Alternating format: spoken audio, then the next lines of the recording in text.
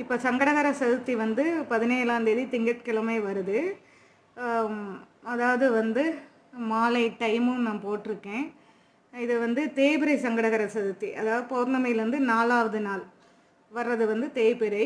அதே மாதிரி அமாவாசையிலேருந்து வர்ற 4வது நாள் சங்கடகர சதுர்த்தி வந்து வளர்பிறை சங்கடகர சதுர்த்தி.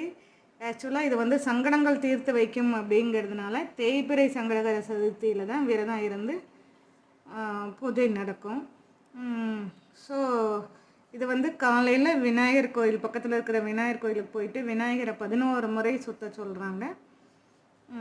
சுற்றிட்டு வந்து வீட்டில் நல்லா விரதம் இருந்து விநாயகரை தான் எளிமையாகவே கும்பிடலாம் இல்லையா. வீட்லேயே மஞ்சளில் விநாயகர் பிடிச்சு வச்சு நம்ம வந்து பூஜை செஞ்சு நம்ம விரதத்தை முடிச்சுக்கலாம் அப்படிங்கிறாங்க. கொழுக்கட்டை, சுண்டல் இதெல்லாம் நெய்வேத்தியம் வச்சு கும்பிடலாம்.